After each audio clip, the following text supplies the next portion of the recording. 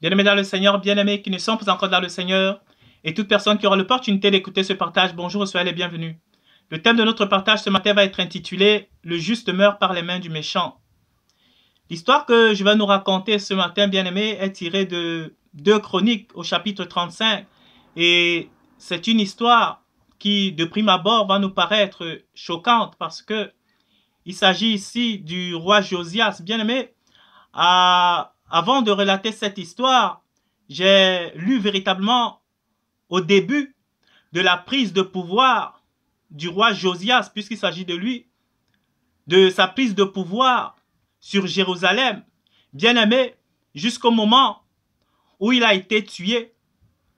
Cet homme, la parole nous dit ici, qu'il a marché dans les voies de l'Éternel. Cet homme s'est plié, cet homme s'est soumis au vouloir d'Élohim. Mais comment se fait-il donc qu'une personne qui marche dans les voies du Père, qu'une personne qui se soumet au désir profond du cœur de notre Dieu puisse être ainsi châtié, puni, tué par les mains des hommes qui ne craignent pas Dieu, par les mains des méchants bien-aimés dans le Seigneur. Nous allons lire à partir du verset 20. Bien-aimé, il est écrit, après tout cela, après que Josias eut réparé la maison de l'Éternel, Néco, roi d'Égypte, monta pour combattre à Carmiche.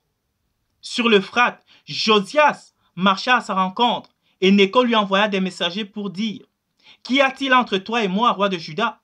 Ce n'est pas contre toi que je viens aujourd'hui, c'est contre une maison avec laquelle je suis en guerre. Et Dieu m'a dit de me hâter. Ne t'oppose pas à Dieu qui est avec moi, de peur qu'il ne te détruise. » Bien-aimé, je vais déjà m'arrêter là. Bien-aimé dans le Seigneur, ce qui est frappant ici, et ce que j'ai lu précédemment dans l'histoire du roi Josias, la Bible dit qu'il y avait l'idolâtrie dans le peuple de Dieu. Et quand Josias est devenu roi bien-aimé dans le Seigneur, il a obligé le peuple à abandonner les idoles et à ne vénérer qu'Élohim le Tout-Puissant. Il a obligé tout son peuple à se soumettre, à ne vénérer que le seul vrai Dieu bien-aimé dans le Seigneur.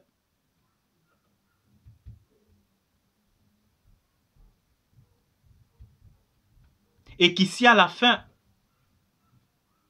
on peut être amené à penser que les remerciements de l'Éternel, c'est de l'abandonner entre les mains des méchants, des impies, des meurtriers. Parce que la Bible nous dit que l'Égypte ici, nous l'avons toujours enseigné, bien-aimé dans le Seigneur, est la représentation visible de l'autorité de Satan lui-même, bien-aimé dans le Seigneur. La Bible nous dit que c'est le roi d'Égypte qui est monté en face de Josias, bien-aimé dans le Seigneur.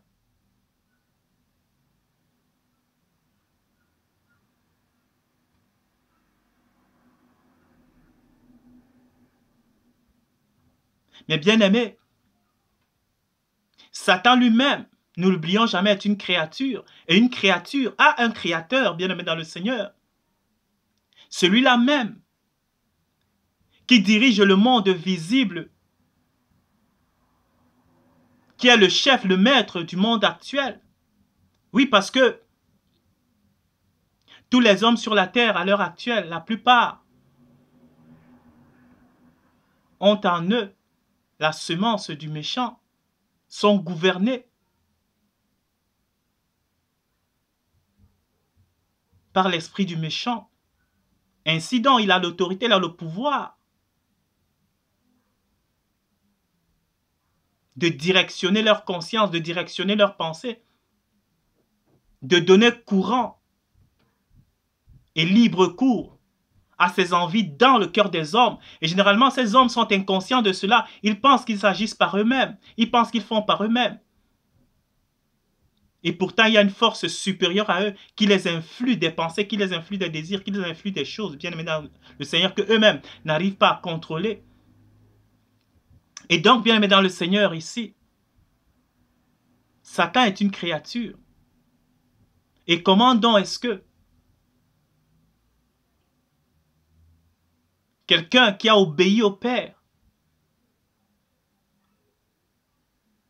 du début jusqu'à la fin, peut être ainsi livré entre les mains du méchant? Bien aimé, cette histoire m'a rappelé l'histoire de notre Seigneur Jésus, de notre Christ Yeshua, bien aimé dans le Seigneur. L'histoire est identique.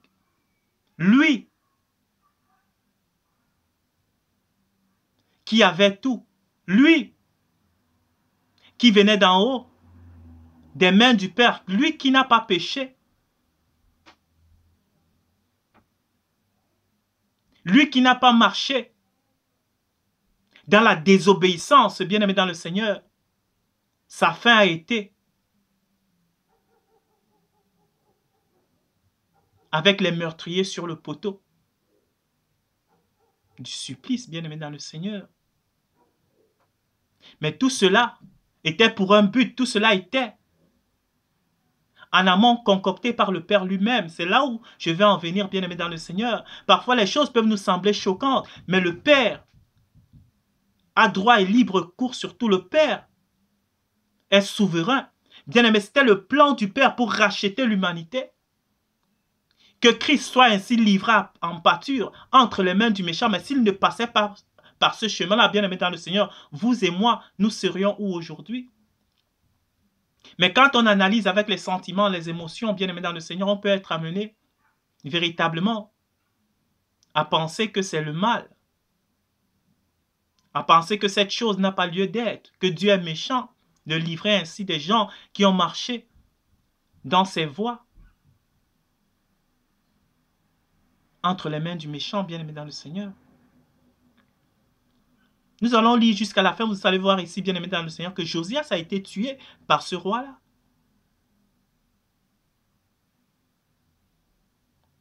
Et on peut me demander aussi, mais comment est-ce que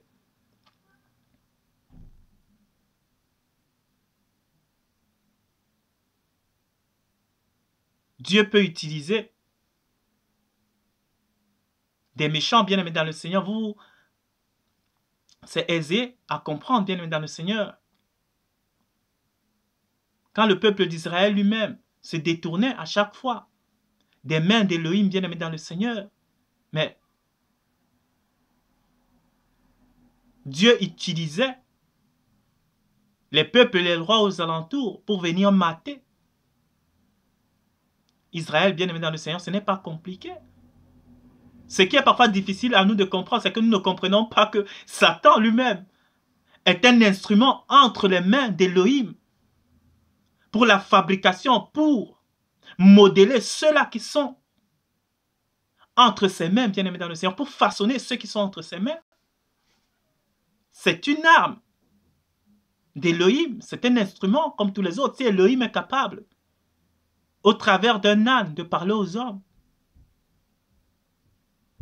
comment ne peut-il pas passer par une création de lui pour nous enseigner, pour nous parler, pour nous instruire par rapport à quelque chose? C'est toujours ça le but, bien aimé dans le Seigneur. Donc ici, on va continuer. Verset 22. Mais Josias ne se détourna point de lui, et il se déguisa pour aller l'attaquer. Josias allait attaquer ce roi-là.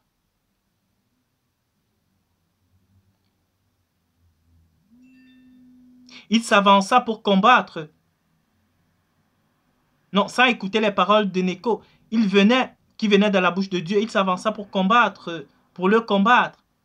Dans la vallée de Megiddo, les archers tirèrent sur le roi Josias, et le roi dit à ses serviteurs, emportez-moi, car je suis gravement blessé. Ses serviteurs l'emportèrent du char, le mirent dans un second char qui était à lui, et l'amenèrent à Jérusalem. Il mourut et fut enterré dans le sépulcre près de ses pères. Tout Juda et tout Jérusalem pleurèrent Josias.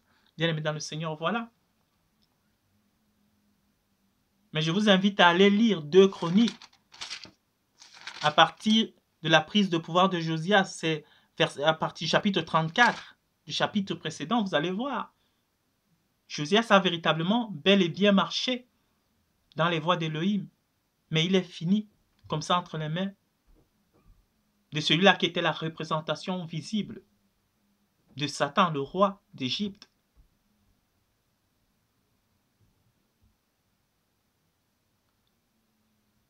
Dieu est un instructeur. Ce qui nous amène souvent à croire que quand on est entre les mains du Père, il faut même, généralement, c'est quand on est dans les ténèbres, bien-aimé dans le Seigneur, qu'on comprend l'importance de la lumière. Il faut que cela arrive, bien-aimé dans le Seigneur. Il faut que ce genre de choses arrivent. La plupart des disciples ont été persécutés. Ils ont fini entre les mains du méchant, ne l'oublions pas. Les disciples du Messie Yeshua ont fini entre les mains des méchants. Yeshua lui-même, qui est la bouche autorisée, qui est notre modèle, il a fini entre les mains des méchants. Cela ne fait pas pour autant de Dieu un père méchant.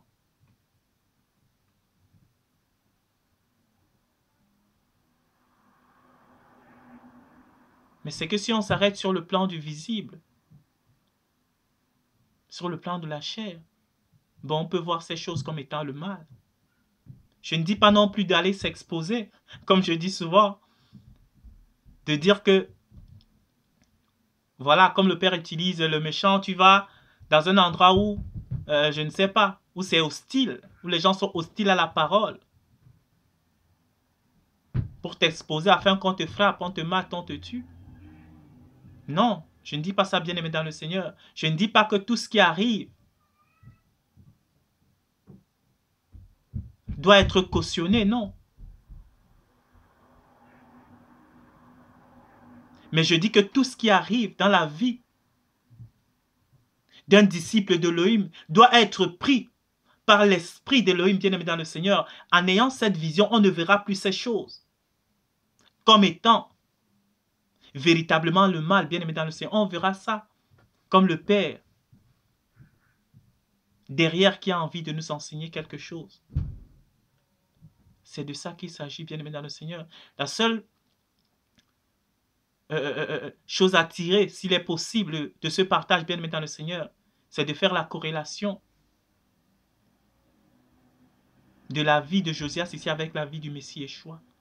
C'est ainsi. Le Christ n'a pas péché, il n'a pas désobéi, mais il a fini entre les mains du méchant. Ce qui pour l'homme charnel, qui ne comprend pas les choses spirituelles, peut voir ça pour un mal. Et en plus, combien de fois, je me souviens, il y a longtemps, les gens me disaient, mais votre Jésus là, quand est-ce qu'il va revenir? Il ne reviendra plus, puisque quand il était la première fois sur la terre, il se moquait des gens, les hommes chrétiens se moquaient de nous ainsi, en disant que ben, Christ a été fouetté, il a été tapé, il a été crucifié, il a été tué. C'est pourquoi il ne reviendra plus. Ne comprenant même pas que ces choses-là étaient véritablement le chemin de Dieu pour le salut de quiconque croirait en Christ, bien-aimé dans le Seigneur. C'était le chemin du salut pour tous les hommes sur la terre. Le méchant ne le comprend pas ainsi. Le méchant voit la douleur physique, le méchant voit la mort. Donc c'est cela, bien-aimé dans le Seigneur. Josias ici, il a fini entre les mains